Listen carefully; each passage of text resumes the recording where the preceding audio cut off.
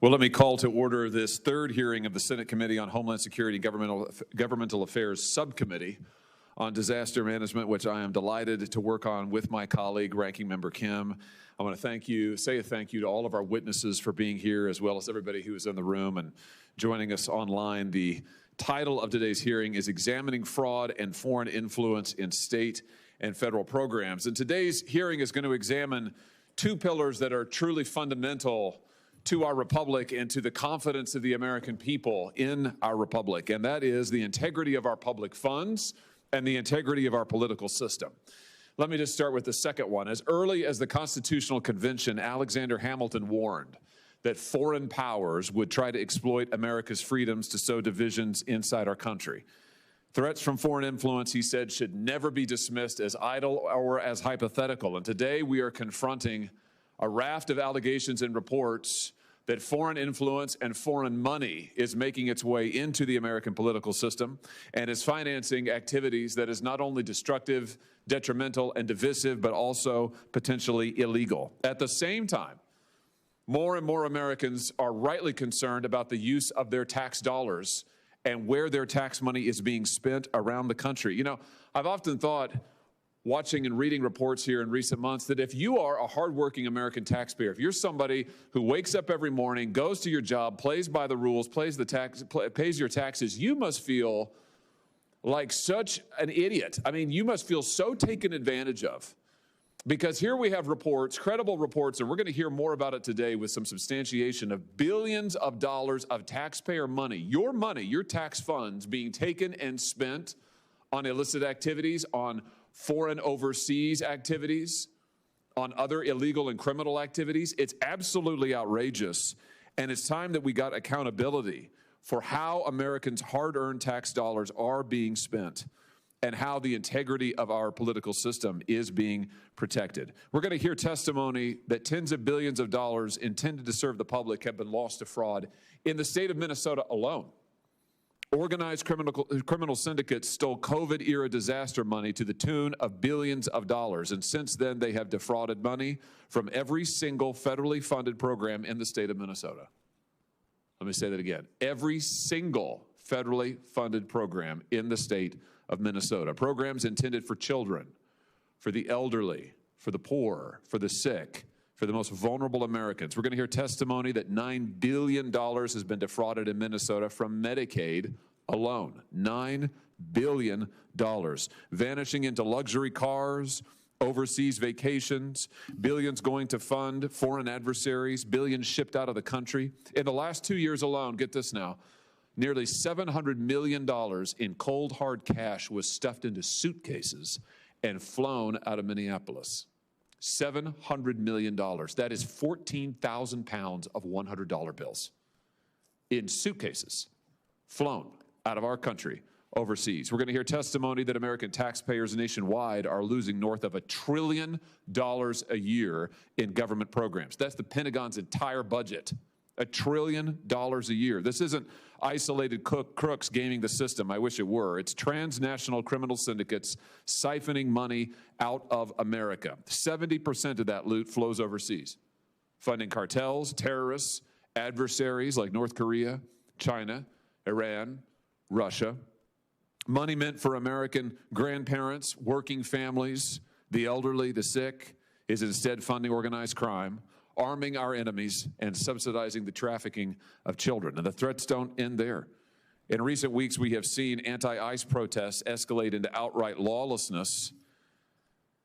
What we're going to hear testimony about today is these were not spontaneous protests in many cases. It's manufactured chaos. And who is behind it? Dark money networks and foreign actors, some of whom have ties to the Chinese Communist Party. We're going to hear testimony that these activities are funded and coordinated by a dense network of nonprofits and foreign-linked actors who use layer upon layer of pass-through entities to hide the money trail. A classic dark money laundering, to take foreign money and foreign influence and to dump it into our political system. It's sort of like Riot Incorporated. Pre-planned tactics designed not to protest, but to destabilize, to erode faith in our institutions, and to force political change through manufactured crises. Listen, at the end of the day, this hearing is about a simple question. Is our government equipped to safeguard taxpayer dollars, protect the rule of law, and defend our institutions from exploitation? Because right now, it sure doesn't look like it. And it's time we got some answers for the American people. With that, I'll recognize my colleague, Senator Kim. Thank you, Chairman, and good afternoon, everyone. Look, it's so very important that we stand up for the American people, that we stand against fraud, and I want to thank the witnesses here today to join us and to hear their perspectives. Fraud is an issue that touches every single state, not just one. It touches every single community. Its perpetrators include individuals from every background, and its impact is felt by every American. And so I hope we can all come together and say, absolutely, we need to be stewards of our taxpayer dollars, and to be able to do this in a way where we can look them in the eye and say that we are running a government that's able to look out for their investments and be able to deliver for them. So I understand that. But we have to make sure we're doing this in a way that doesn't single out any one group or people or broadly classify them as fraudsters, because we know that would be inaccurate as well, given how widespread this is. So I want to be clear. I condemn fraud at every level and believe that those who make a living scamming the American people must pay a price. And I take preventing fraud and prosecuting wrongdoing very seriously. However, we, again, cannot and should not use fraud as an excuse to go after political enemies, to militarize American cities, or wield government power in a way that goes after the American people, as they utilize constitutional rights to stand against injustice, to make sure that we are not delegitimizing legitimate freedom of expression and gathering. Just last month, we saw another horrific, unnecessary death of an American citizen. This is a moment where many are frightened, and I hear that back in my home state as well. We have a responsibility, as we are doing our due diligence in terms of governance, to make sure we are not throwing gasoline on the fire, and that we are doing it in a way that can keep a level head and be able to think through pragmatically what we can do to be able to address these problems that we face. They deserve serious executive and legislative action to address fraud, and can and need to be bipartisan for us to be able to get them done. This committee and this Congress must address these important problems of addressing fraud with an understanding that fraud happens all over our nation and has a wide range of issues and programs. Happens in the private sector, happens in the public sector, happens under both the Democratic and Republican administrations and leadership. We should not be complacent to it. We have a responsibility, again, to be stewards of the taxpayer dollars, but this demands a comprehensive strategy, not a whack-a-mole approach. Thus, I'll conclude by just saying we must show the American people that we are using their hard-earned dollars responsibly and not rewarding wrongdoers or looking the other way due to partisan or political convenience. We must also restore trust in our government at a time when it is at an all-time low, and be able to make sure that there's accountability no matter who is at fault, regardless of their political background, or if they sit in the Oval Office or here in Congress or in a governor's office, actions that only invite more fraud within the programs that we have. I'm looking forward to hearing from our witnesses today and working on this matter together. And with that, Mr. Chairman, I'll yield back. Thank you very much, Ranking Member Kim. It's the practice of this subcommittee to swear in our witnesses before they testify. So I'll ask you, if you would, to stand with me now, raise your right hand and answer this question. Do you swear that the testimony you're about to give will be the truth, the whole truth, and nothing but the truth, so help you God? All of the witnesses answered in the affirmative. We will now proceed to questions. Actually, I'm jumping the gun. I'll let you speak first. How about that? I'd love to start with questions, but we'll let the witnesses speak first. Let me introduce, well, let's go down the panel. We'll start here on the left. Let me introduce first the Honorable Mr. Mark Koran, Senator Mark Koran. Mark Koran is a Minnesota State Senator. He's also a member of the Minnesota Senate Legislative Audit Commission. It's great to have you with us, Senator Koran, and I'll turn it over to you for your opening statement. Thank you, Mr. Chair. Members, thank you for the work that you're doing to investigate and stop the large-scale systemic fraud that Minnesota is experiencing under Democrat Governor Tim Walz. I appreciate the opportunity to share my insight on the fraud as I've seen it in my 9 years as a Minnesota State Senator, as well as being on the Legislative Audit Commission. The Legislative Audit Commission is a bipartisan commission. The commission appoints the legislative auditor, a nonpartisan position whose job is to hold state agencies accountable. The auditor reviews programs across state government, flags misuse of taxpayer dollars, and statutory noncompliance and violations. I spent 9 years overseeing that work, and I can tell you plainly that most of these audits are bad. One of the most common failures of state agencies is not verifying the grant recipients did the work that they were paid to do. In January 2026, just recently, the auditor found something that she said she's never seen in her 27-year career. State employees are backdating and fabricating documents after an audit has started, looking to mislead our auditors. Fraud in Minnesota is pervasive and systemic from the executive branch through the state agencies. Even when the legislature puts safeguards in place, they are often ignored, and there are rarely any real consequences. I've seen this up close, which is why, as I look at the broader fraud crisis, I want to start by highlighting 3 things.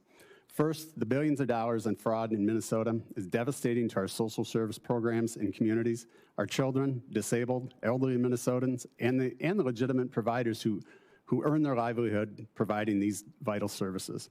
Second, the Governor Tim Walz and his administration, including Attorney General Keith Ellison, have overseen the largest expansion and fastest acceleration of fraud this country has ever seen.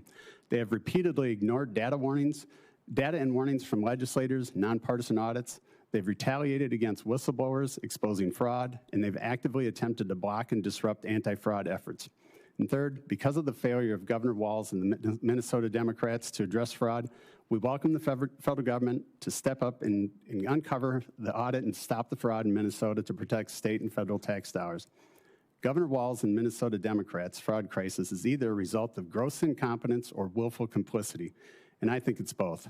The devastation of this incompetence and complicity totals far more in dollars than the media, Governor Walz, or the Democrats admit in public.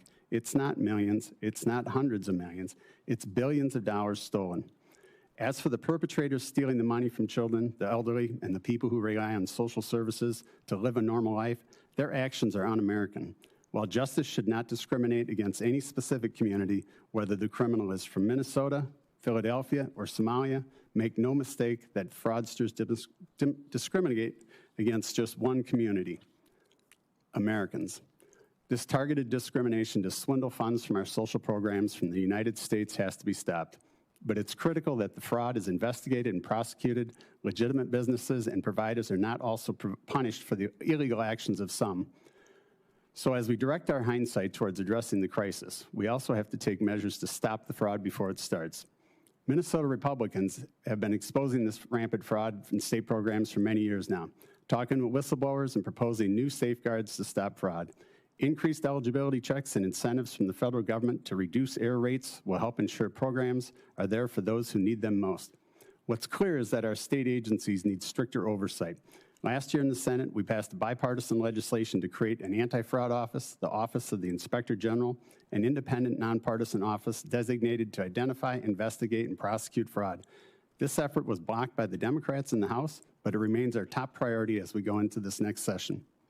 Hindsight measures like the OIG and federal oversight, combined with foresight measures to drastically improve eligibility determination, will help protect taxpayer dollars and get it to the programs that need it the most, not in the hands of the criminals who betray our goodwill and take advantage of our generosity. I appreciate the time and your careful attention to the fraud crisis in Minnesota. It has only been because of the national spotlight that our leaders have begun to admit the fraud problem is as dire as it is. Minnesota is ground zero for the fraud epidemic, but we can become the blueprint for how to prevent fraud if the right actions are taken. I hope that our leaders will work with the federal government to be able to move forward from this dark stain on our state's history. Thank you, Mr. Chair. Thank you, Mr. Koran. Next up is Haywood Talcove. Mr. Talcove is the CEO of LexisNexis Risk Solutions. Mr. Talcove, the floor is yours. Chairman Hawley, Ranking Member Kim, and members of the subcommittee, thank you for the opportunity to testify today. I have spent my career working to protect taxpayers and our most vulnerable from organized criminal groups who exploit our country's generosity and kindness. I have worked with the Secret Service on investigations and felt the personal impact fraud has on loved ones, like my 84-year-old mother who lives in Florida. This country has built a social safety net grounded on a pledge. When Americans face hardship through disaster, job loss, or crisis, their government will respond with speed, fairness, and dignity. In my remarks, I will focus on the scale of the fraud crisis and key solutions we can implement to stop it. The United States government is ripe for exploitation and likely the single largest funder of cybercrime in the world. Fraud in government programs is significant. It materially undermines the financial health of the country and contributes meaningfully to the nation's $38 trillion national debt. These are not your constituents. These are real criminals stealing real tax dollars, using fake companies and stolen identities. The scale of the problem is real. The GAO places losses at over $500 billion a year. Secretary Bessent estimates losses of up to $600 billion a year, around 2% of GDP, while I put the number closer to $1 trillion annually, or $115 million every single hour, of which 70% is related to transnational criminals. Others have placed the number as high as $1.5 trillion. Over the last decade, taxpayers have lost anywhere between $7 to $12 trillion to these criminal organizations stealing from our benefit programs. We now spend more on fraud than we spend on servicing the national debt or the defense budget. Fraud is a national security issue. It is a fiscal crisis. It is a betrayal of the people these programs are meant to serve, and it impacts the trust your constituents have in their government and its leadership. The problem is not new, but it's been escalating. It started with Hurricane Katrina, when benefits were provided with no controls. The criminals learned that government was a soft target. It never runs out of money. You have a low chance of being caught, less than 0.1%, and pay and chase does not work. The pandemic then took fraud to the next level. Domestic and transnational criminal organizations steal and manufacture identities and companies, share data and best practices on the dark web, exploit complicated eligibility systems, and move cash around borders to foreign adversaries. These actors are sophisticated, they are dangerous, and they operate in all 50 states. They weaponize our compassion against programs we consider too vital to question. They know officials will hesitate to scrutinize aid meant for people in desperate need. They exploit our best instincts to commit their worst crimes. This is not a flaw in the system, it is a feature of how these criminal enterprises operate. The core problem has a name: self-attestation. Programs that operate on the honor system invite exploitation by transnational criminal groups. This is the first time in my career that I have confidence we can effectively counter threats to the most vulnerable while also protecting hard-earned tax dollars. I want to commend the administration for establishing a new Department of Justice leadership position focused on fraud enforcement, and the United States Secret Service for its support work, especially in the SNAP program. Their involvement shows that when federal resources are applied, criminal networks can be shut down. If we want to save $1 trillion annually and restore trust, we must change how we do business before it's too late. These are my 4 recommendations. First, front-end identity verification like that used in the private sector. Second, enforce mandatory recertification and continuous validation for every current recipient of an entitlement. Third, independent third-party audits. Fourth, the use of federal law enforcement. These fixes are easy. The technology and the data exist and are used every day by commercial entities. Let me be clear, fraud prevention is not benefit prevention. Integrity is not the opposite of compassion. It is what makes compassion sustainable. Thank you, and I look forward to your questions. Thank you very much. Next up is Mr. Seamus Bruner. Mr. Bruner is the Vice President at the Government Accountability Institute. Go ahead, Mr. Bruner. Mr. Chairman, thank you.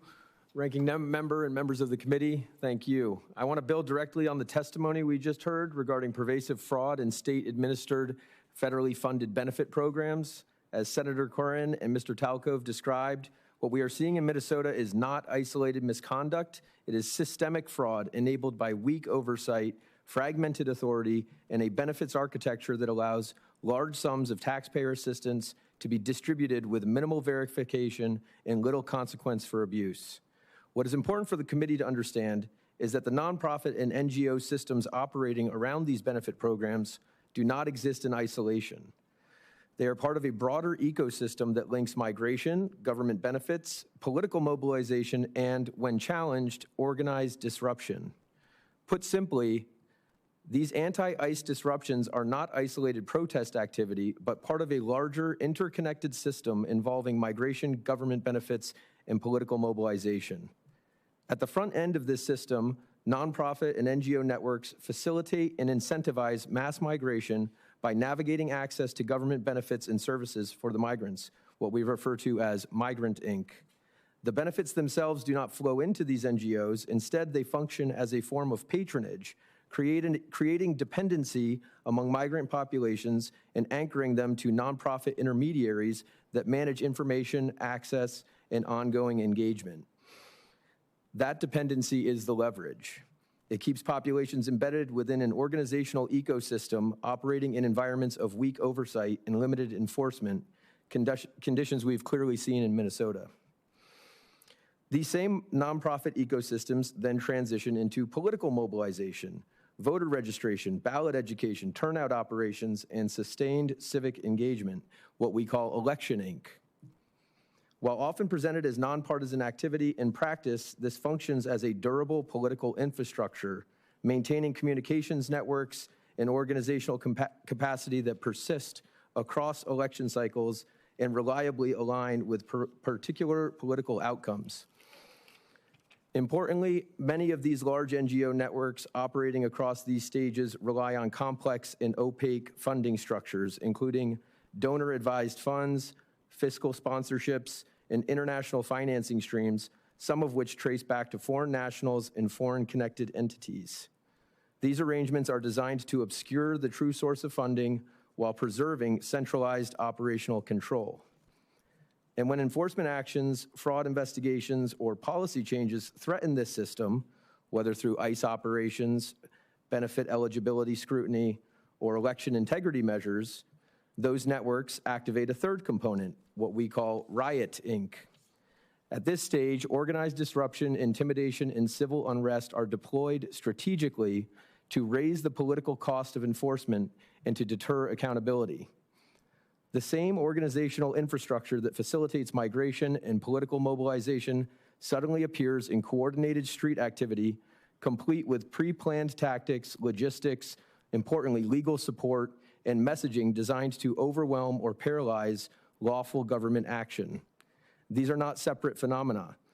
They are interconnected stages of the same NGO-driven political operation sustained by dependency, protected by opacity, and in some cases amplified by foreign-linked funding intersecting with domestic political activity. The same analytical tools that expose benefit fraud, following the money, mapping nonprofit relationships, and tracing organizational control also reveal the continuity between Migrant Inc., Election Inc., and when the system is threatened, Riot Inc. Understanding that full pipeline is essential if Congress is serious about restoring accountability, protecting taxpayers, and preventing foreign-linked influence operations from hiding behind nonprofit status in the language of activism. Thank you. I look forward to your questions. Thank you. And now to introduce our fourth witness, I'm going to turn it over to Senator Kim. Yeah, thank you, Chairman. My pleasure to be able to introduce our witness, Dylan Hetler-Gaudet, Acting Vice President of Policy and Government Affairs at the Project on Government Oversight. I know you've been making your rounds on Capitol Hill, and I'd like to thank you for your commitment to government oversight, and in particular, your commitment to safeguarding American taxpayer dollars. You and I share the desire to ensure that American democracy is transparent, accountable, and free of corruption. I look forward to engaging in conversation with you. Chairman Hawley, Ranking Member Kim, and members of the subcommittee. I appreciate the opportunity to testify before you today on the important issue of fraud in the federal government. My name is Dylan Hetler-Gaudet, and I am the Acting Vice President of Policy and Government Affairs at the Project on Government Oversight, POGO. We are a nonpartisan, independent watchdog organization with 45 years of experience promoting accountability, transparency, and effectiveness in the federal government. Fraud in government is a real and persistent problem. This is not unique, however, to the United States, and it certainly is not unique to any particular locality or community within the United States. Fraud persists pretty much everywhere. The only thing that mitigates and bounds fraud is the vigilance of watchdogs and oversight practitioners and the strength of transparency tools and accountability mechanisms. With that said, it is incumbent upon all of us to do what we can to prevent fraud, especially when fraud is related to hard-earned taxpayer dollars and critical public services. This is true whether the fraud takes place in food assistance programs in Minnesota or if it takes place in the context of Mississippi welfare programs, which involve the world-famous Hall of Fame NFL quarterback. This is true whether the fraud is perpetrated by large multinational defense corporations. The point here is fraud is a systemic problem and it requires systemic solutions. Please allow me to touch on a few of those solutions here, though I elaborate on them in more detail in my written testimony. First, key oversight practitioners and internal watchdogs, as well as essential sources of information, must be strengthened, preserved, protected, and sufficiently resourced. Specifically, I'm talking about inspectors general, I'm talking about the Government Accountability Office, I'm talking about the Office of Special Counsel, and I'm talking about whistleblowers. We must also take a long, hard look at the technology and the architecture we currently use to monitor, track, analyze, and assess spending. That architecture is currently broken and in dire need of overhaul, reform, and modernization. We're in the age of 5G, quantum computing, and generative AI, and the federal government still largely operates in the analog world, maybe at best in the Windows 95 world. We must also remember that corruption, conflicts of interest, and cronyism, they act as the anabolic steroids to waste, fraud, and abuse in the federal government. No successful effort to tamp down on waste, fraud, and abuse can be undertaken without cracking down on corruption. We've seen recently over the past 2 administrations, and for much longer, how susceptible to abuse and corruption the presidential pardon power is, for example. We also must enact much stronger, more robust rules around conflicts of interest and really crack down on the pay-to-play lobbying activities that often corrupt and corrode key federal decisions, including on the spending of taxpayer dollars. But just as important as what we must do is what we must not do. What we must not do is undertake foolhardy, over-promising endeavors like the Department of Government Efficiency, or DOGE. Now, despite its progenitor claiming it was going to find $2 trillion in taxpayer savings, up to this point, on DOGE's so-called wall of receipts, we've only seen about $215 billion of savings, and that's assuming you can trust that data on its face, which you cannot. We've seen a rash of reviews, reports, and analyses of this wall of receipts, which have found basic mathematical mistakes, misstatements, cherry-picking data, and a whole host of other errors. And that says nothing about the fact that the federal government spent more money in 2025 than it did in 2024. We have to hand it to DOGE on one hand, though. It did illustrate perfectly exactly how not to go about rooting out waste, fraud, and abuse in the federal government. The key takeaway here is that fraud is a persistent, cancerous disease upon the federal government, but the only way to address it is to get at root causes. By focusing on sensationalistic anecdotes, we are doing the same thing as focusing on symptoms rather than attacking the root cause of the disease. I look forward to answering your questions, and I thank you again for inviting me to testify today. Thank you very much. Thanks to each of the witnesses. Now we will turn to questions. We will alternate sides, Democrat, Republican. We'll start with me. We're going to do 7-minute questioning rounds. Let me just start with you, Senator Koran, if I could. I'm sure you're familiar with the recent anti-ICE protests in Minnesota. Let me just ask you this. From your vantage point in the state, are the majority of these protests spontaneous or more organized? What is your impression? You're there. Sorry, Mr. Chair. They're highly organized and coordinated. What evidence of that? What data? What signs have you observed that would indicate some level of coordination?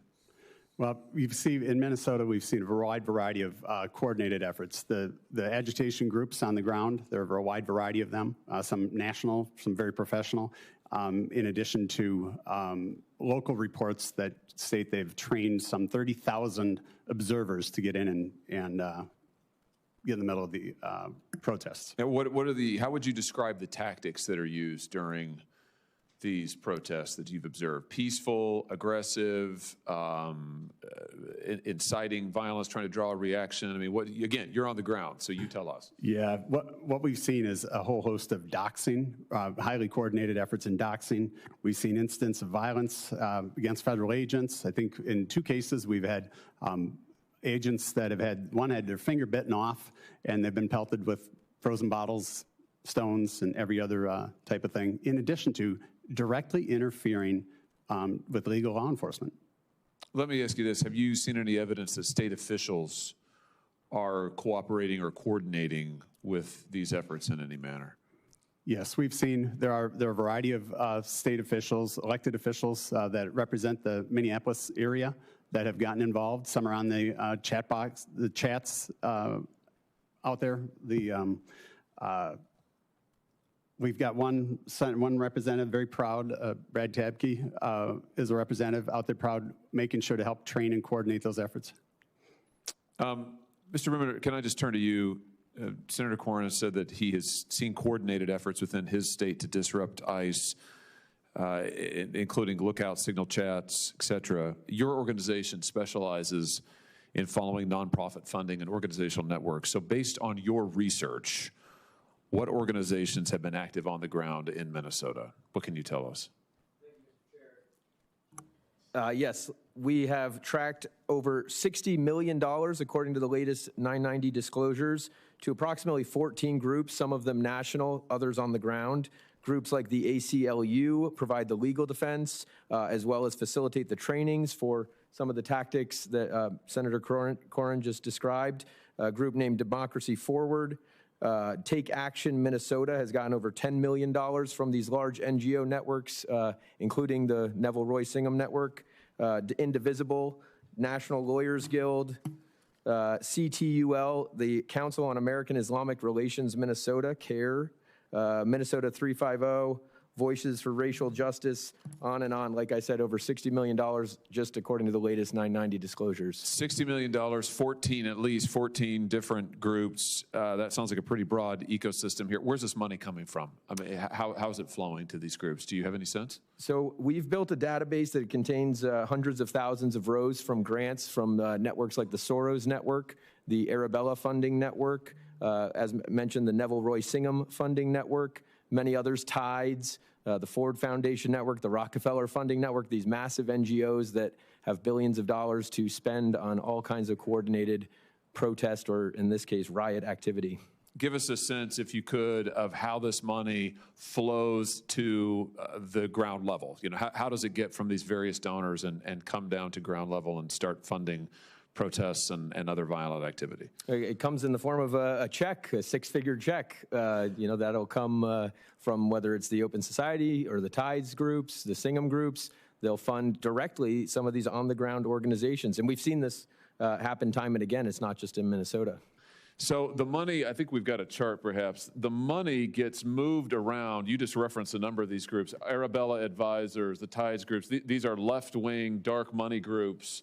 So you've got this incredible, I mean, just look at the number of different entities on this one chart. All of this money moving through all of these different groups, many of them, again, non-disclosed donors, right? So we don't know exactly where the donors ultimately come from.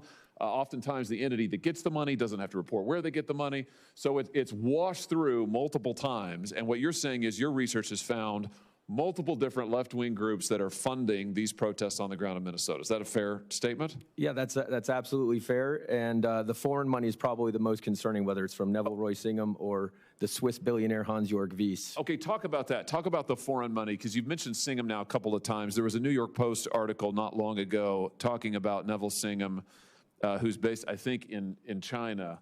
Tell us what your research has uncovered about this foreign money making its way to American protests that often harm our law enforcement officers. Sure. So Neville Roy Singham, he's an American citizen. He's an avowed Marxist, and he made nearly $1 billion roughly a decade ago selling his tech company. One of the funds that purchased the tech company had Chinese sovereign wealth money in it.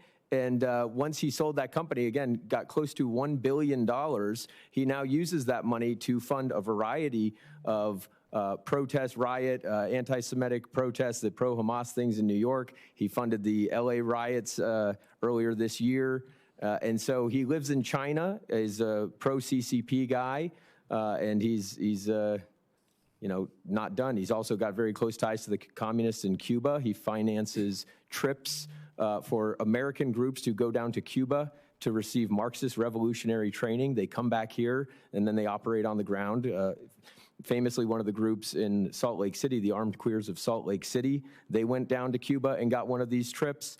They're also very anti-ICE and working on these anti-ICE demonstrations. So let me just make sure I understand. You're telling me that protest, quote unquote, protest activity we've seen in Los Angeles, we've seen in Minnesota, we've seen in other places that often turns violent, that some of this, maybe much of it, is funded by overseas money, including by this individual who has ties to the Chinese Communist Party. Have I got that right? Yeah, that's right. You can see on on a lot of the placards, when you see all these placards roll out, Party for Socialism and Liberation, other groups like that, the Democratic Socialists of America. These are not organic, spontaneous. They got thousands and thousands of signs that get pointed out. Those are all within the Singham network. Let me just finish with this. You mentioned another major source of foreign money. Tell us about that. Yeah, Hans-Jörg Wyss, he's a Swiss billionaire. The New York Times reported this. He's one of the largest funders of the Arabella network of funds. He pledged to give $200 million to electing people in the United States. Many people have wondered how is a foreigner allowed to fund political operations. Thus far has escaped, there's been some investigations, but not enough. This is exactly the kind of thing that Alexander Hamilton all those years ago warned about when he warned about the danger of foreign influence and foreign adversaries in our elections, and we're seeing it play out in real time. Senator Kim, I'll turn it over to you. Yeah, thank you, Chairman. Mr. Bronner, I just want to pick up here. How many people have been protesting in the streets in Minnesota? Depending on the day, I'd refer to Senator Koran, but dozens, possibly hundreds. Dozens or possibly hundreds of people are protesting in the streets of Minnesota. Is that what you're saying? Does that sound right to you, State Senator Koran? Thank you. I'd respond thousands. So thousands of them, and there are a variety of groups. So those at the national level, which were just discussed, those that are home-based in Minnesota, as well as all of those that have been encouraged by our leadership. Of those thousands, how many do you believe are just doing this on their own, or do you really think that the majority, if not most of them, are actually coordinated in the way that Mr. Brunner was talking about? I think there's a variety. There's three tiers again. Those that are national and global, as I just described. Those that have ties based in Minnesota, coordinating with the national efforts. And then those that are homegrown, that just residents that have been encouraged. I mentioned earlier, they talked that they've trained 30,000 Minnesota residents to be observers and to engage and impede federal law enforcement. Yeah, look, I just want to say that I just strongly disagree with how you've been categorizing this and talking about this. And it's not just people in Minnesota. People all over this country are frustrated and concerned and upset. They're scared and they're worried about things because they just saw 2 American citizens get killed in the street by federal agents. And I just had a town hall in New Jersey this weekend, and the idea that people will be saying that this type of anger and this type of outrage, whether in New Jersey or in Minnesota, is being predominantly coordinated in this type of way. I just have to say it is delegitimizing the anger and the fear that people are facing right now. So I just have to say, the way in which it's been described in terms of, or the majority of the protesters are talking about this, in that kind of way, I just think is very dangerous right now. And I hope that we can still say and recognize that there are a lot of people that are furious right now and worried. And I just wanted to be able to push back on what I've been hearing To go back to the topic of this hearing in the broader vein on the examining fraud, I guess I wanted to just start here. Mr. Hetler-Gaudet, you talked about this in terms of, this is not episodic, right? You said it's not unique in terms of fraud happening just in one state. This is something I think we can all say with confidence is happened in every single state. Is that correct? Yes. Mr. Talcove, is that similar in your mindset too? Yes, Senator. Now, you talked about it, Mr. Talcove, as a persistent vulnerability and not episodic in that type of way. I want to kind of go through some of the tools that we have to try to address this. Let's start with the Government Accountability Office, GAO.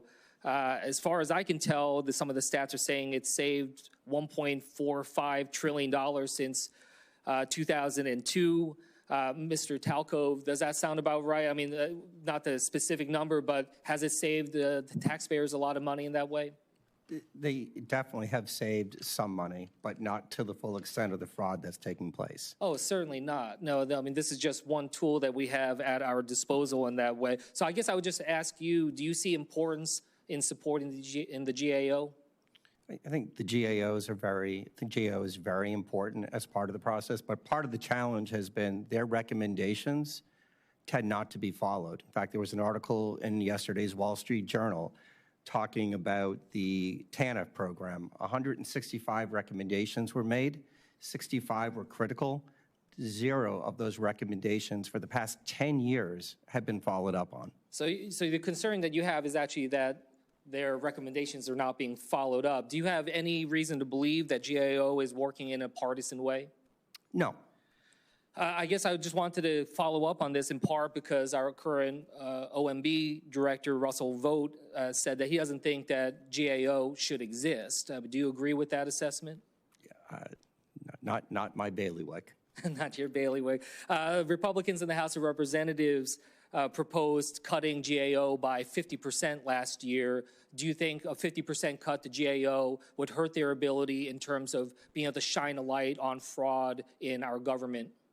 Yeah. The most important thing that can happen right now, if we're serious about saving $1 trillion annually, is to allow the states to start sharing data and to go through the 4 recommendations that I had. Front-end identity verification. I agree with a lot of your recommendations on that front. I'm just trying to get a sense of all of our different tools, so we can get back to that. But Mr. Hetler-Gaudet, I guess I want to ask you those same questions. Do you agree or do you disagree with Russell Vogt's suggestion that we get rid of the GAO? I emphatically disagree. Do you have a problem with Republicans in the House trying to cut GAO by 50%? I have a problem with anyone messing with GAO. I'm a staunch GAO defender, be they Republican or Democrat. Yeah, look, I think, just in these broad tools that we have GAO, and I hope that we can, in a bipartisan way, think through how we can use these tools, how we can support them going forward in our efforts if we are seriously and earnestly trying to address fraud. Also, when it comes to inspector generals, and I think that that's something that we've seen a lot of challenge on here, as we saw immediately President Trump come in and get rid of 17 inspector generals. Mr. Hetler-Gaudet, does that concern you in terms of how he has dismissed inspector generals in his time in the office so far? It's deeply concerning. Not only is it antithetical to any serious effort to root out waste, fraud, and abuse, but it's also unlawful in many cases. So it's kind of got 2 dimensions of problematicness there. Yeah, look, a number of these different efforts, but Mr. Talcove, I agree with you in terms of the data and the efforts we can do on that front. So I guess I just wanted to ask you, what are actions that Congress can take to fix the gaps in data transparency and make it easier for us to follow where the dollars are going? So the first thing I'd recommend, if I was in your seat, is to allow the death master file to be shared to the different federal agencies. That has been an outstanding issue for 10 years, and that's why you see so many quote-unquote deceased recipients in the benefit programs. The other part that I would strongly recommend is third-party audits. Too many times now you see in government the audits are being conducted by the individuals that have responsibilities for the program. Like Lexis, we have a third-party auditor that checks our books. I think there needs to be third-party auditors going in in checking. And I think if you do those things, you can take the fraud rate down from 20% in government down to 3%. Thank you, Chairman. I'll yield back. Senator Scott. Thank you, Chairman. Thanks for this hearing. I want to thank each of you for being here. So when you travel around Florida, people are fed up with government in a lot of ways. It's all because of fraud. I mean, they're just sick, they sit in there, pay their taxes, and they get sick and tired, and they read these stories about money being wasted. It's something I had to fight when I was governor of Florida, and I fought about it since I've been up here. Estimates show that up to 10%, it's probably way more than that, of federal spending is on fraud, waste, and abuse. Just in Minnesota, with the recent revelations, the administration estimates at least $19 billion in fraud, and it's probably more than that. So I think everybody that pays their taxes, should be furious about this. We're supposed to be the stewards of taxpayer dollars. It's a betrayal of the American taxpayer by the people responsible for overseeing those programs and their taxpayer dollars. I agree with you. We ought to do audits. I ran public companies. I ran private companies. Guess what? They were all audited. We had outside groups that audited how we did to make sure, and they gave us recommendations how we could improve every year. It's also a betrayal for the families who the funding was intended to actually help, who might be left without a safety net because of these fraudsters, because the federal government's been so easy to steal money from. I'm introducing my SNAP Data Transparency and Oversight Act this week.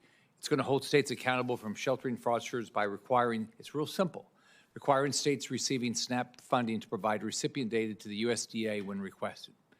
Pretty basic. Federal government puts the money up, we ought to get the data.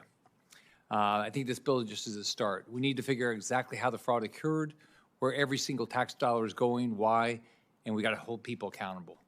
I remember when I became governor of Florida in January 2011, people were telling me that they knew there was fraud in the unemployment program, and they weren't going after the people that they knew were committing fraud. Like, how is that? How are you being a fiduciary to the taxpayer if you know there's fraud and you're not holding people accountable? So I think we've got to hold the people of Minnesota accountable, California, all across the country. So, Senator, as a member of the Minnesota Senate, you have experience with fraud prevention and detection in programs like unemployment insurance, Medicaid, disaster relief, and others. It's clear fraud has become a systemic problem for the Walz administration. I was governor of Florida. It's hard to believe that as a governor of the state, he had no idea it was handing out money to such blatant scammers, and that billions of dollars could be stolen continuously, not just once, over and over, with what looks like zero accountability.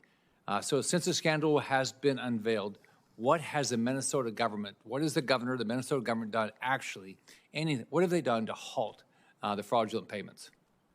Well, thank you. The governor has done very little. I think he's promoted and created a czar, a fraud czar, and under the Department of Public Safety, and there was just a recent article that came out, and he's done nothing since that started.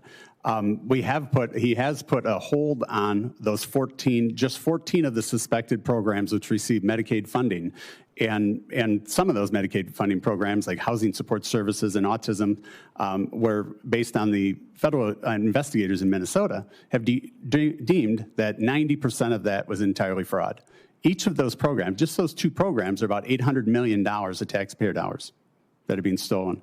And so they have taken a little action. Unfortunately, they're so horribly ineffective that even the good providers are caught up in there, and they're willing to open their kimono. All good providers are willing to open their kimono and be audited. They're not even able to do that. And when you talk about the level of fraud, we all agree it touches the pocketbook, but it's stealing from the most needy in the state and in the country. And we're only talking about the stuff that rises to the level that we'd be criminally prosecuted, not that which is wasted by swimming through the lane of government ineffectiveness. That's exponentially greater than what we're talking about here today. So we have a big challenge to solve. One of the pieces that I would argue would be, I think the advice was good that you've heard so far, but in Minnesota, between 1 and 3 elements of eligibility when you're looking or applying for benefits, it's a county-based system in Minnesota, is proven based on a self-attestation. I think our federal government should eliminate self-attestations. So has Governor Walz, or the Attorney General, has any company, any person been prosecuted? There have been not very few based on our Attorney General and fraud that's discovered by our state agencies. Almost exclusively everything you see in the headlines today is because of our federal government came in under the Feeding Our Future program, the $500 million which has only had about $330 million charged and prosecuted. I think almost 100 charged and some 60 have been convicted. That is just the beginning of the discovery and all of those other Medicaid programs and their financial discovery. They've discovered all of the other fraud and the tentacles because it's coming from the very same providers. So in your state, are the taxpayers okay with fraud? I think you've seen Governor Walz is no longer running for his, re-election. They're upset, but they're just learning about it. When Governor Walz pranced on the stage in the presidential election is when Minnesotans started to realize, or not realize, but when our local media was kind of forced to cover the actions that have actually taken place under his administration. So no fraud is the victimless crime. At the end of the day, it's hardworking American taxpayers in your state, Minnesota taxpayers paying their local taxes, their state taxes, and federal taxes, who suffer from fraudulent activity. How have legitimate providers and families in Minnesota seen reduced services, delayed payments, and tighter rules that make it harder for honest people to get help because of this fraud?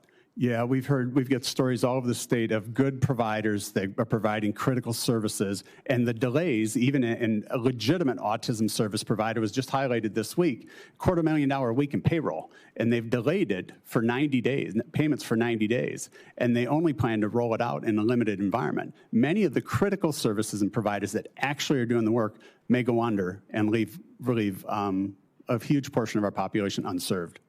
Mr. Talco, as we know, a simple visit to these fraudulent businesses in Minnesota revealed they are not real businesses.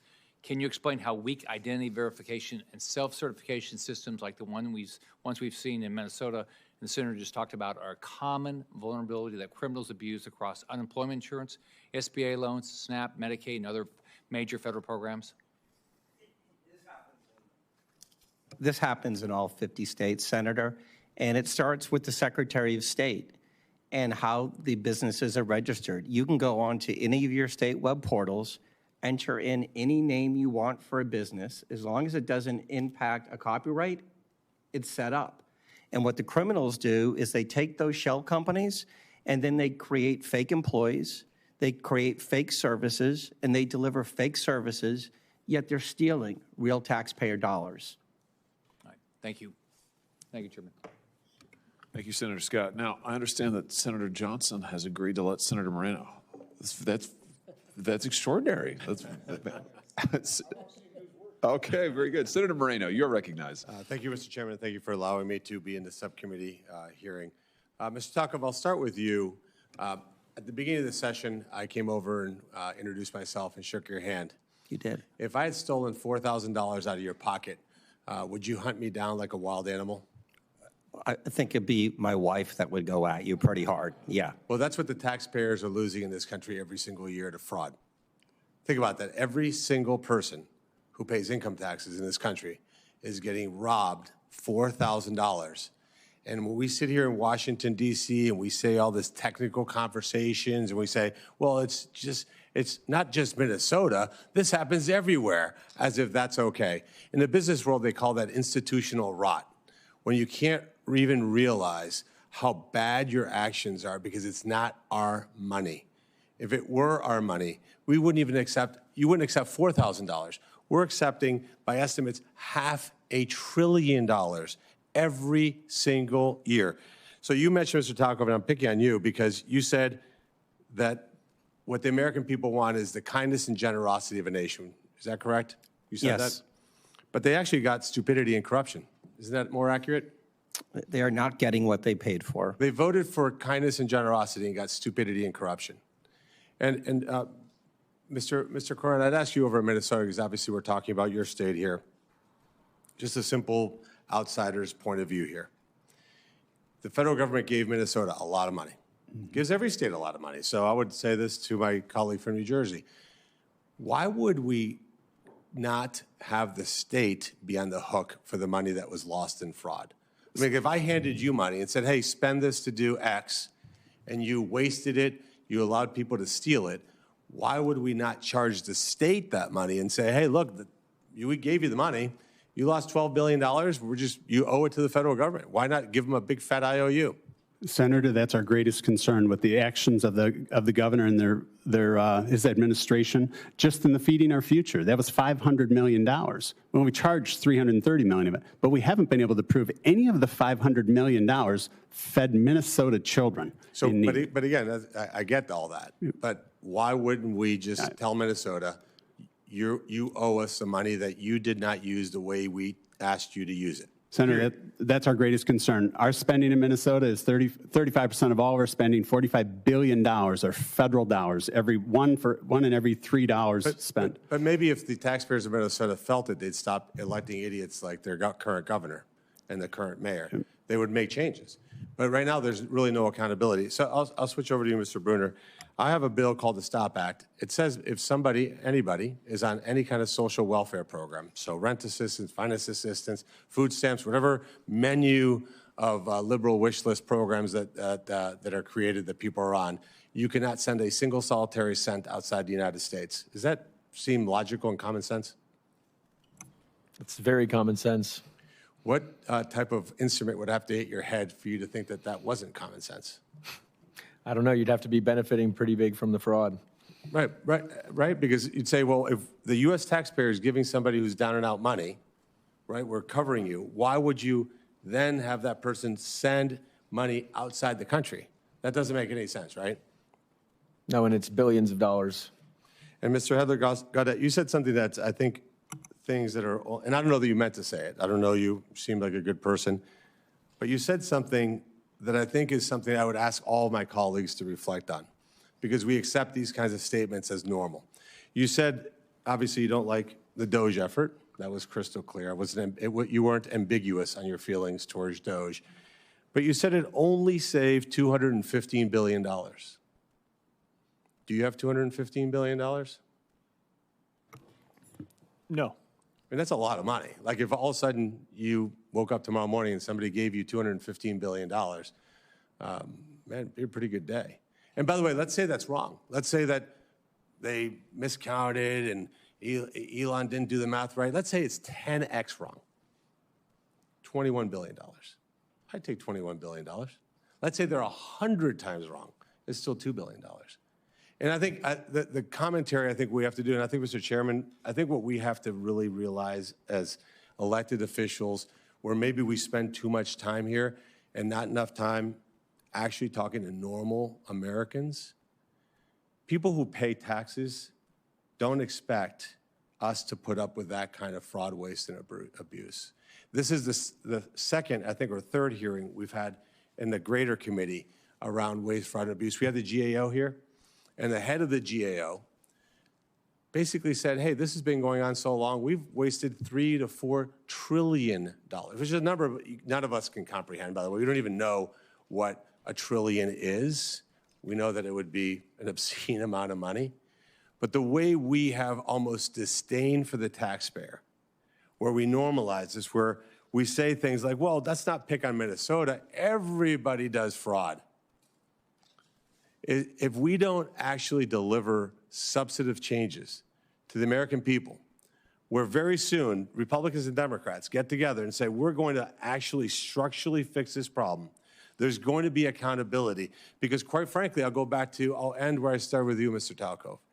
If I walked over to you and took $4,000 out of your pocket, you would leave this hearing and chase me down like a wild animal. And yet, for us, we're like, well, it's only $4,000. Yeah. That kind of, would you ever imagine saying something like that? No, sir. So I hope what comes out of this is concrete steps. It says we just will not put up with 1 cent of waste, fraud, and abuse in our programs. And I hope part of it is this accountability of the states, because the federal government doesn't administer these programs. The states do. Give the states who are doing a good job, like when Senator Scott was the governor of Florida. They do a great job. Give them motivation, and then absolutely hold the states that are ripping us off, which is what they're doing, and hold them accountable and have their voters understand that Missouri, Wisconsin, Ohio, I hope New Jersey doesn't want to pay for Minnesota's crap. That's what our voters tell me every single day. Mr. Chairman, thank you for having this hearing. Senator Johnson. Hey, Mr. Chairman. Let me try and tie together what I think is some pretty extraordinary testimony here to really get to what is going on here. The political aspect of the fraud, of making people dependent on government to keep one political party in power. So I was shocked by recent revelation. I'd never known this before. St. Louis Federal Reserve actually tracks the assets of non-governmental organizations, NGOs. $14.1 trillion is the latest estimate. $14.1 trillion. Now, let me, because we don't have enough time to go through this whole thing, but during the open borders of the Biden administration, we heard repeatedly that there were NGOs operating in the Darien Gap, facilitating and welcoming people that they then funneled up into America, millions of people coming to this country illegally. Generally oftentimes being funneled into blue states, into sanctuary cities, sanctuary states. Now, Mr. Bruner, what you're talking about is these groups being funded by groups like Soros and Arabella to what? To stabilize our political situation? To turn America into one-party state?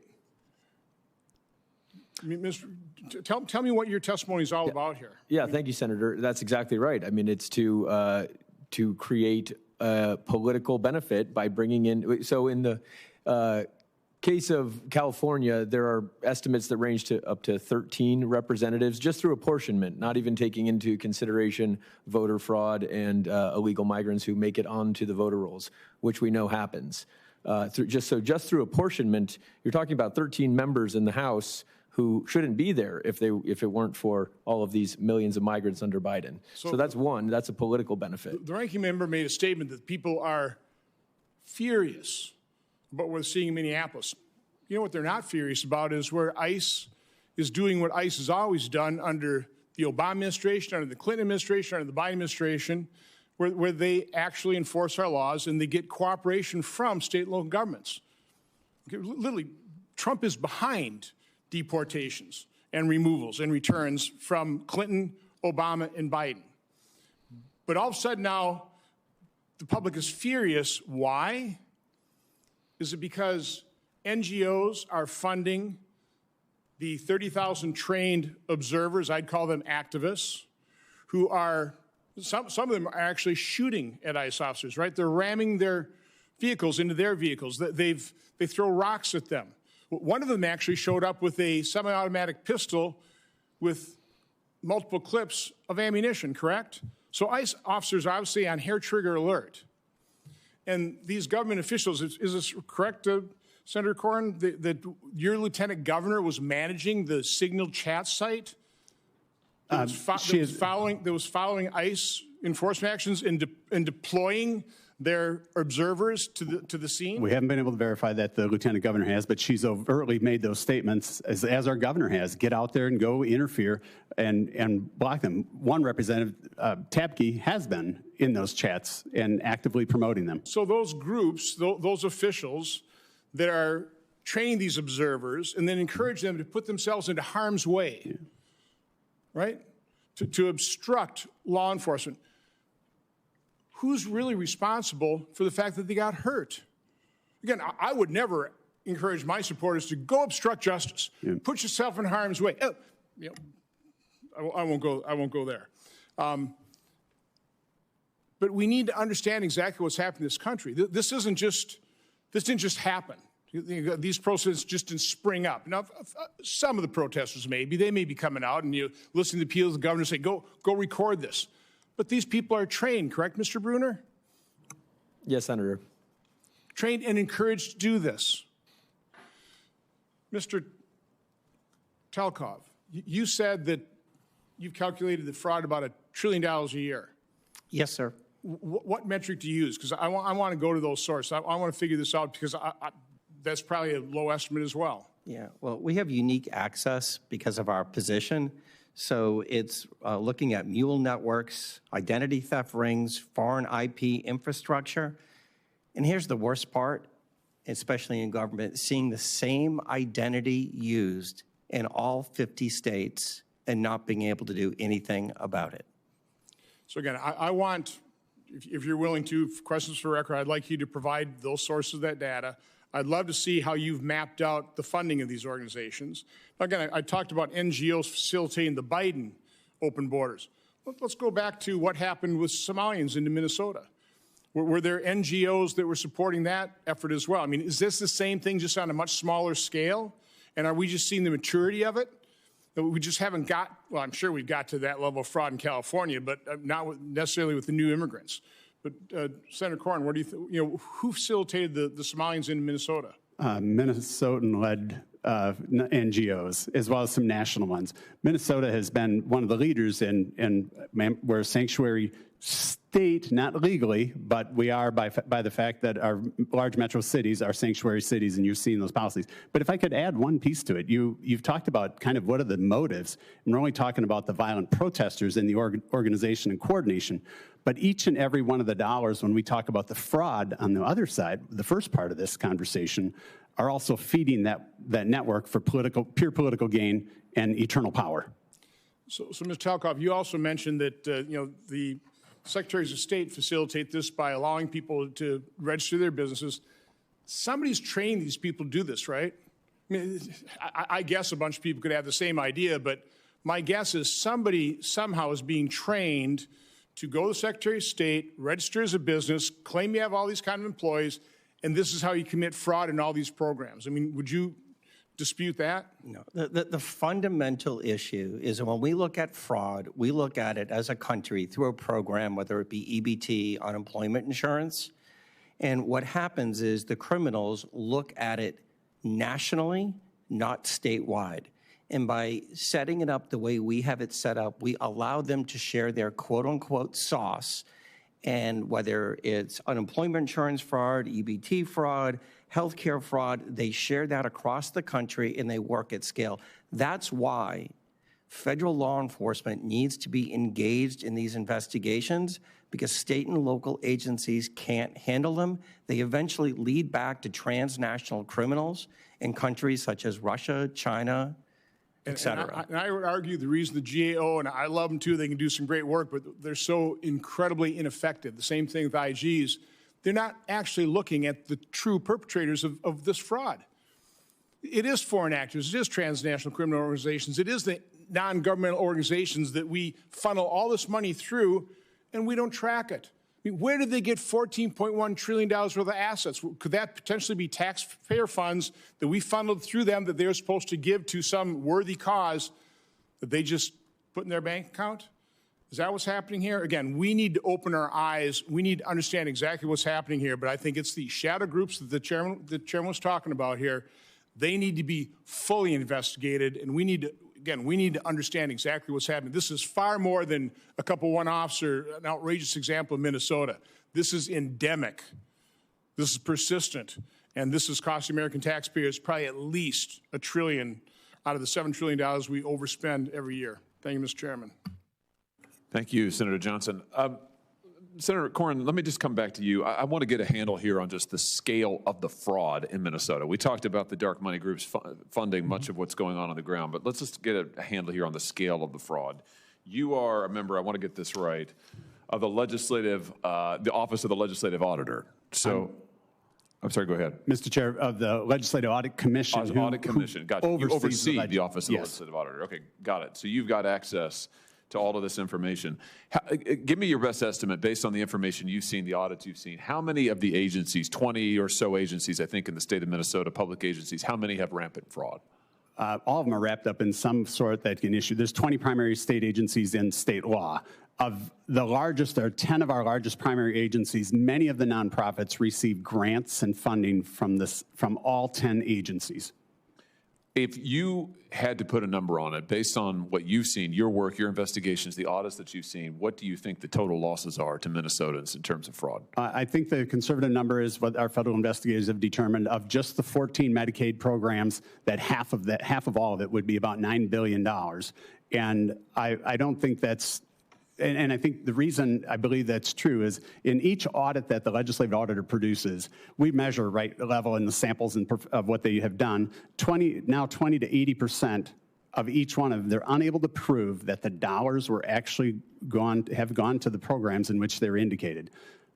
$9 billion. How much of this money has left Minnesota for overseas? Well, I arrived in 2017. The Child Care Assistance Program fraud, for which the program, I believe, is $130 million. The whistleblowers showed us that they believe $100 million of that was fraudulent. We had a whistleblower come forward, actually publicly, and at that time we also discovered something new to me, which is the Hawala process of the movement of cash through our airports in Minneapolis-St. Paul. And what I've come to learn, in that year it was just coincidentally $100 million in fraud, suspected fraud, and $100 million went out in cash through the Minneapolis-St. Paul airport. I've learned that. Tell us how that worked. $100 million in cash through the airport. In suitcases, back then it was $1 million out of crack. And so I've learned that in the year before it was about $74 million. Secretary Bessent I've tried for 2.5 years to get that number because I wanted to get a view of how many excess dollars are sent out from the from the community that's sending them. And in the last 2 years, it was $340 million each year. And so if you look at it, it's about a 25% increase over this period from 2017. That's $1.8 billion in cash. And I don't think the average citizen who works for their money understands how complicated it is to ship or to obtain $6 to $7 million of cash every single week of the year. And our federal government certainly must have been aware of it and has done nothing to look at it. But that's just all but about $130 million, I think, is originated out of Minnesota. You know, but what every American taxpayer absolutely understands is their federal tax money being taken on suitcases out of this country to go heaven knows where. I mean, if that's not infuriating, I don't know what is. And the fact that it is systemic in Minnesota, and probably to your testimony, Mr. Talco, probably systemic in a lot of other places. I mean, millions of dollars in suitcases out of an airport, and that's just one means of shipping this money around. I mean, it's absolutely unbelievable. I want to come back to you, Mr. Talco. You testified that about $1 trillion you think is lost in fraud every year. Where is this money going? I mean, we know where some of it's going in Minnesota. It went overseas. It went to Somalia. It went to NGO fronts. We know where it's gone in some other states. California gave away billions of dollars to a pro-Hamas NGO. But $1 trillion nationally, where's this money going to? I appreciate that question because most people don't ask that question. It goes to terrorism. It goes to child trafficking. It goes to drugs. It goes to terrorism. And then it's used to purchase luxury items, cars, purses, homes. That's all funded by people like me that pay taxes. So you're telling me that the electrician who goes to work every day and clocks in and works his butt off and tries to earn just enough to be able to, make his rent, maybe have a kid or two, put food on the table, his tax money is being used to buy other people luxury items, cars, yachts, whatever else, and is going to fund terrorism and child trafficking? Yes, sir. $1 trillion a year on this stuff? $115 million an hour. $115 million an hour. How do they get in their hands on it? What are we talking about here? Trends, national organizations, criminal networks? How do they get their hands on this money? They take advantage of antiquated government systems and processes.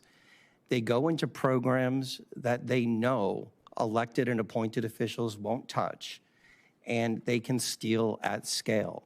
And what happened really was during the pandemic, between the PPP loans and the unemployment insurance, they learned a really valuable lesson. Government never runs out of money, and the probability of getting caught is virtually zero. I have it at 0.1%. So come back to the recommendations that you mentioned in your opening statement. What do we need to do to put a stop to this hemorrhaging of people's hard-earned money going overseas to finance child trafficking and luxury yachts? I mean, what needs to happen here? It's really simple. It's used every single day in the commercial sector. Front-end identity verification, you just don't get to say, I am who I say I am. Second, recertification of all the recipients. There is so much fraud right now in the benefit programs all across the country. We need to get a baseline. Third, this notion of a third-party independent audit. And finally, is involving federal law enforcement, like the Secret Service, to investigate it. The thing that people don't understand is that most of these beneficiaries, Senator, they're not real. They're fake. They're someone's stolen identity that is getting used in all 50 states. Incredible. Senator Kim, do you have anything further? Yeah, thank you. Thank you, Chairman. I mean, look, what you just laid out there, Mr. Talco, I mean, it should piss off every single American. And this is absolutely atrocious, and it just, I'm just furious, honestly, Chairman. And like, I think that there is something here, as we've tried in other hearings too, where we can work in a bipartisan way to be able to address this. You know, my job today, I'm not trying to defend any single state. I'm just saying that we can't look at it just through that lens. I mean, Mr. Talco, you were talking about this, saying the criminals are looking at this nationally. Is that right? I think that was your quote. Yes, sir. Then we need to make sure we're looking at this nationally too. Because it's not something that any single state is going to be able to handle on their own. Is that right, Mr. Talco? Like, no single state in our country has the capacity on their own to be able to address this. You don't see the connections when you're looking at it within a state. You have to look at it nationally to find the connections. Yeah, and so, you know, I think just our best opportunity here going forward to really try to deliver for the American people, because this is outrageous and should not continue on. It's just not just the scale of the money, but what it's being used for and what it's going towards. And I say that as someone who used to work counterterrorism, you know, at the Pentagon before. Like, I can't stand this. But we need to make sure we're focusing in on the criminals and thinking through, you know, what you were saying about federal law enforcement and other efforts. So, look, you know, Mr. Chairman, again, I just think that there's an opportunity here for us to come up with a comprehensive a menu of actions that we can take and think through what is it that we can work with this administration on, what is it that we can work through Congress on, what is it that we can empower the states to be able to step up and to be able to handle on that front. And, you know, Mr. Hedler, Gaudet, I just wanted to just follow up with you because, you know, we were talking through this about just the challenges, for instance, on the data side. You know, I had seen, you know, different reports about, for instance, usaspending.gov, right? But it seems, from my appearance, wholly inadequate right now in terms of being able to really rise to the level of the detail. I mean, I think it's admirable. We're trying to have that transparency, but would you agree that, you know, this is something, if we're really serious about this, need to make sure that we're taking the tools that we have, investing in them to have a greater level of detail and the fidelity to really be able to try to track? Does that make sense to you? Yeah, it makes perfect sense. And I would just note that we're actually at a kind of an interesting moment right now. We're 20-year anniversary of the passage of the Federal Funding Accountability and Transparency Act, which was the piece of legislation, bipartisan, co-led by Senator Tom Coburn and then Senator Barack Obama, by the way, that created usaspending.gov and really tried to begin the process of bringing federal funding and the tracking of federal funding into the 21st century. We have obviously not kept up. And as I mentioned in my opening testimony, we have a long way to go to really reflect 21st century sort of technological capabilities when it comes to how we track, monitor, and assess federal spending. But it's, you know, it's something we can do. It's not hard. You know, the statute is there. We have the reforms. We have the fixes. We just need to do it. Mr. Hedler, I just wanted to stick with you a little more. You know, Mr. Talco was going through, you know, 4 different ideas here: front-end identity verification, recertification, third-party audits, federal law enforcement. Did I get that right? You know, just wanted to get your response. You know, if there's anything else that you want to add, any other things that this committee should be thinking about. Yes, so all of the recommendations that Mr. Talco laid out there sound perfectly reasonable to me. I would add to build a little bit on the USA spending issue. That is supposed to be the primary interface through which the American people can can trust but verify what is happening with their tax dollars. The problem is that USA spending right now is it's outdated and it doesn't require enough information to make it truly useful in the way that it needs to be. As a prime example of that, we are required, each program is required to submit award descriptions, which is exactly what it sounds like. It's supposed to tell you what that federal award is. But right now there are no standards or no guidelines around what has to be contained in an award description. So if you go on USA Spending and you try to look up like what a program is, how much money is being spent, and you look in the award description field, you're often going to see a bunch of gobbledygook that makes no sense and doesn't give you any information. And that could be easily fixed by just saying to OMB, to agencies, hey, you have to provide meaningful information when you're entering in these award descriptions into USA Spending. So there are a ton of pretty low-hanging fruit fixes like that would really help as far as the sort of transparency and trying to actualize the fact that sunlight truly is the best disinfectant. Yeah. No, look, thank you for that. I just want to end here just saying we take all of this effort that we're doing right now, mindful of the fact that, we live in the time of the greatest amount of distrust in government in modern American history. And there's a lot of reasons for that, but I think a lot of what we heard today is a big part of that. Is the sense that we can't manage our money. In fact, that we're seeing us being taken advantage of by others. And I hope we can just, in a unified way, be able to say enough. Like, we're tired of this, and we need to have that end and work earnestly to be able to address it.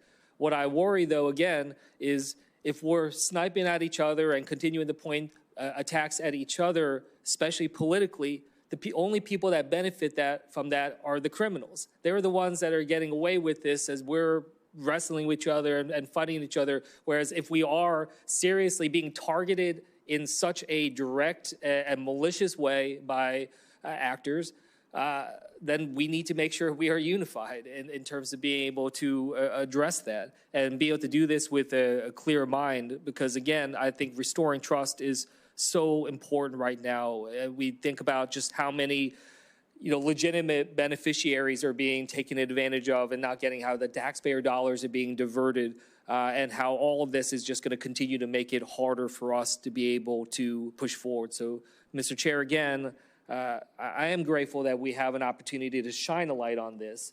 I know we will have some disagreements in terms of, some of the priorities and some of the words that we're using. But again, I am ready to be able to engage. I think many people on the Democratic side here in the Senate would be willing to engage in this in a legitimate discussion of how we take this on nationally in a systemic way. And I just urge you and others, hopefully we can find an opportunity to do that. And with that, I'll yield back.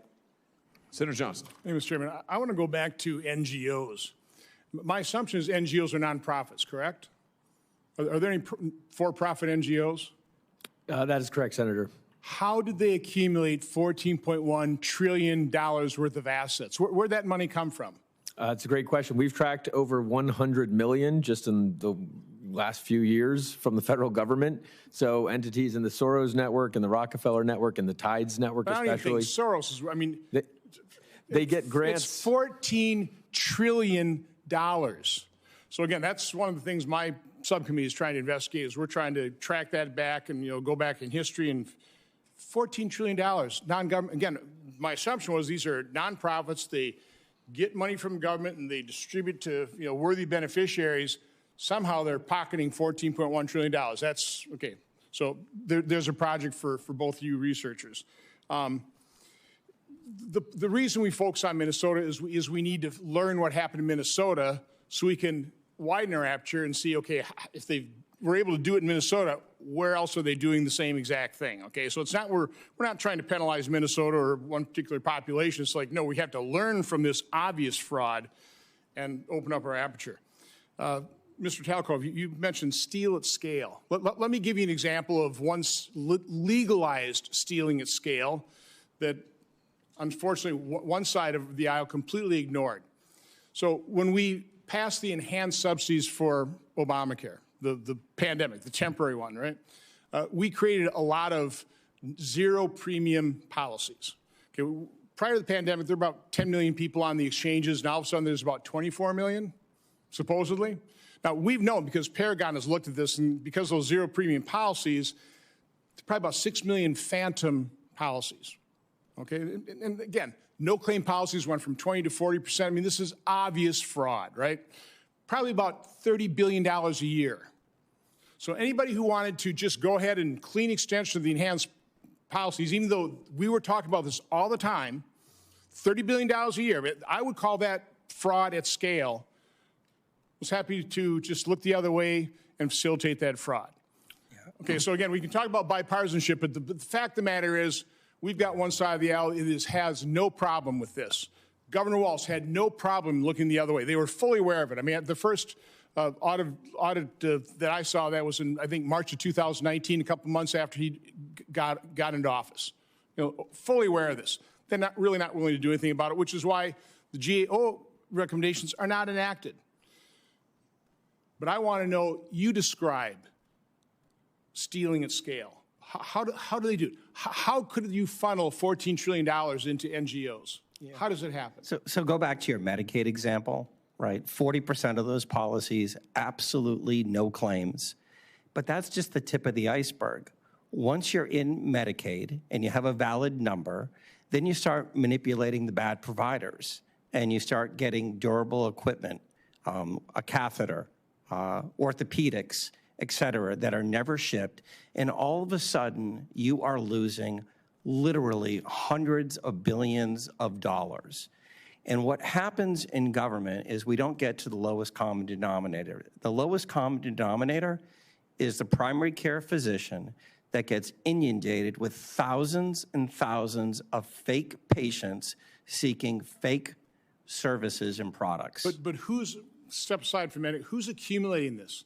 I mean, who is behind literally how many tons of dollar bills?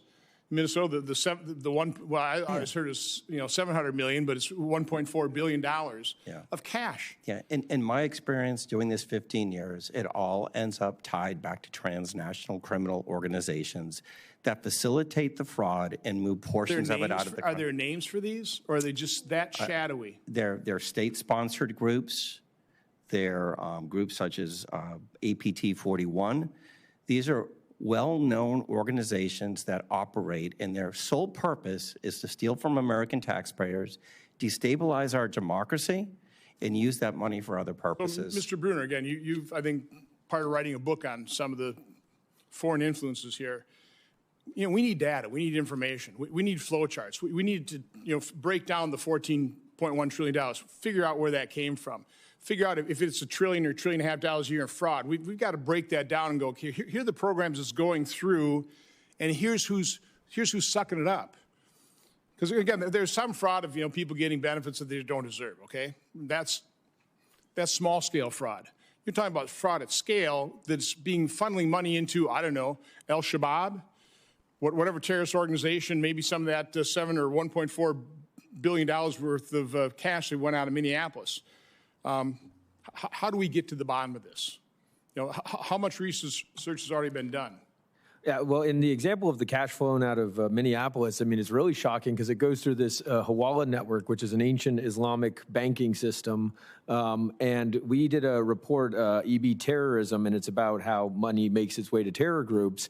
I mean, the figures we've talked about today, think about how much 9/11 cost. The investigation shows around $450,000.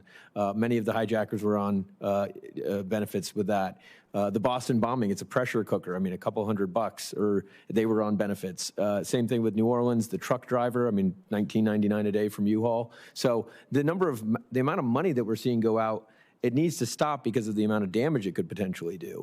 Regarding the $14.1 trillion, we'll track it, but these are endowments. I mean, it's legal to hold, the buildings and the things like that. But there's so much money; it's hard for a human to comprehend $14 trillion in assets. Okay. Well, again, this is incredibly important. Again, this is way more than fraud by individuals. These are organizations organizing this, and again, I would argue for political purpose, right? Because you go back to Minneapolis, those protests, those people just spraying out of their houses and something. No, this was highly organized. Now, I don't know, was it literally organized to turn people's attention away from the massive fraud? I know people made claims. I don't know. But all I know is the only reason Americans are furious at ICE right now is because that was ginned up Those activists were trained to put themselves in harm's way. They got a couple martyrs. It's been incredibly effective, but it's incredibly corrosive on our body politic. Thank you, Mr. Chairman. To your question, Senator Johnson's 14,000 pounds of $100 bills. 14,000 pounds of $100 bills that left the Minneapolis airport alone. I want to end. Hey, by the way, just real quick, the fix to there is when you see, they actually filled out the CBP forms. So it was all okay because they filled out the paperwork.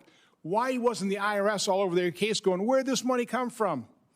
So again, I hope this administration starts focusing and investigating where'd that money come from. We've talked about some of the necessary steps that are needed here to deal with the sort of fraud and corruption that we've been talking about today. And I want to add one more to that, and that is prosecution. As a former prosecutor, there's nothing like the power of prosecution. And when you've got $60 million in dark money flowing through at least 14 different groups just for the Minnesota protests alone, to say nothing of other protests, anti-law enforcement protests we've seen around the country, many of these groups using foreign money. By the way, no foreign entity has any rights to the First Amendment in the United States of America. And when you are funneling and funding activity that is itself illegal, the assault on cops is illegal. Blowing up cars in the California freeway, that's illegal. Disrupting students trying to go to school on our campuses, that's illegal.